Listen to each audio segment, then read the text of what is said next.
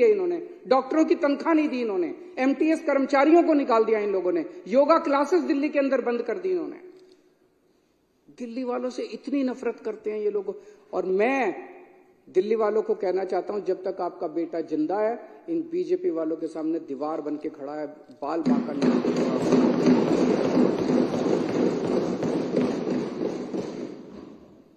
और अब ये इस स्कीम का विरोध कर रहे हैं।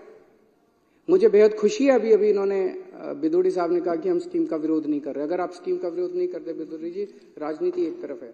आपसे मेरा निवेदन है, आप ही के एलजी हैं, आप ही की पार्टी के हैं, आप एक बार सारे जाके, आप सारा क्रेडिट आपका, मैं लाल किले के ऊपर खड़ा होकर चिल्लाऊंगा जोर जोर से कि बीजेपी वालों ने कराया, वोट बीजेपी वालों को दे देना। मैं बोलूंगा कि बीजेपी वालों ने कराया, वोट बीजेपी, वोट के लिए कर रहे हो और तो कोई कारण नहीं है। वोट आप ले लो सारे, हमें नहीं चाहिए वोट, हमें तो सेवा करने का मौका मिला है। यही भगवान ने कोई पुराने जन्म में पुण्य किए होंगे हम लोगों ने, जो हमें ये मौका दे दिया भगवान ने। ये सारी चीजें लेके मैं एलजी साहब के पास गया। मैंने एलजी साहब को बताया, मैंने कहा एलजी साहब ये धमकी दी जा रही है अफसरों को, उनको कहा जा रहा है कि अगर तुमने खबरदार अगर ये स्कीम पास कर दी तो तुमको बख्शेंगे नहीं। तो एलजी साहब ने कहा कि उनको इसके बारे में जानकारी नहीं है और उनका इससे कोई लेना देना नहीं है, उनको इसके बारे में पता नहीं है।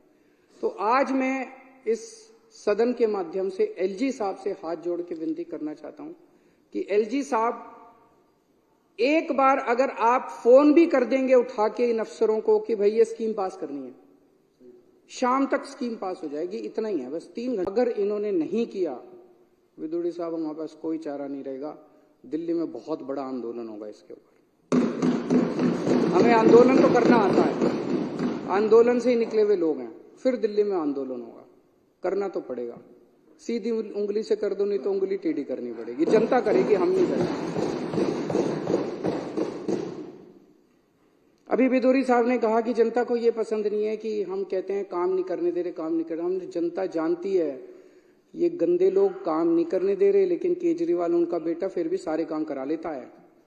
आपने मोहल्ला क्लिनिक रुकने दिए हमने, आपने सीसीटीवी कैमरे रोके, एलजी के घर, उनके वेटिंग रूम के अंदर 10 दिन तक दिल्ली का मुख्यमंत्री वहां पे धरना, उसके कमरे के अंदर धरना देके आया था। सीसीटीवी कैमरे तब पास हुए थे। आपने पिछले साल दवाइयां रोकी, हमने फिर चालू कराई।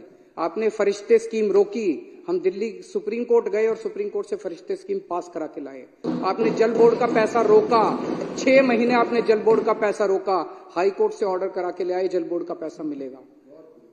आप काम रोकते रहो, हम काम कराते रहेंगे। जहां डीटीसी पेंशन आपने रोकी, हमने डीटीसी पेंशन भी दिलवा दी सबको। किसी को मारने वाले से उसकी जान बचाने वाला ज्यादा बड़ा होता है। तो मैं आज इस हाउस के माध्यम से 2 चीजें, एक तो एलजी साहब से निवेदन करना चाहता हूं हाथ जोड़ के पूरी विनती के साथ, और दूसरा मैं बीजेपी को जिम्मेदारी देना चाहता हूं, अगर सारा हाउस इसके लिए मंजूर है, कि बीजेपी इसकी जिम्मेदारी ले कि वो एलजी साहब से कह हुए थे। आपने पिछले साल दवाइयां रोकी, हमने फिर चालू कराई। आपने फरिश्ते स्कीम रोकी, हम दिल्ली सुप्रीम कोर्ट गए और सुप्रीम कोर्ट से फरिश्ते स्कीम पास करा के लाए। आपने जल बोर्ड का पैसा रोका, 6 महीने आपने जल बोर्ड का पैसा रोका, हाई कोर्ट से ऑर्डर करा के ले आए, जल बोर्ड का पैसा मिलेगा। आप काम रोकते रहो, हम काम कराते रहेंगे। जहां डीटीसी पेंशन आपने रोकी, हमने डीटीसी पेंशन भी दिलवा दी सबको। किसी को मारने वाले से उसकी जान बचाने वाला ज्यादा बड़ा होता है। तो मैं आज इस हाउस के माध्यम से 2 चीजें, एक तो एलजी साहब से निवेदन करना चाहता हूं हाथ जोड़ के पूरी विनती के साथ, और दूसरा मैं बीजेपी को जिम्मेदारी देना चाहता हूं, अगर सारा हाउस इसके लिए मंजूर है, कि बीजेपी इसकी जिम्मेदारी ले कि वो एलजी साहब से कह के इस स्कीम को पास करा के लाए। क्योंकि आप भी कह रहे हो कि ये स्कीम अच्छी है, पूरे हाउस का इस पे सहमति है कि ये स्कीम अच्छी है, होनी चाहिए, 10.5 लाख परिवारों को इसका फायदा मिलेगा। तो आप इसकी जिम्मेदारी लेके इसको करा के लाइए। बहुत बहुत शुक्रिया, मैं इसका समर्थन करता हूँ।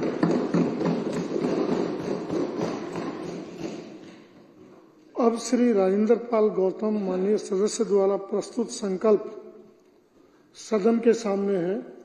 जो इसके पक्ष में है वो हाथ खड़ा करें।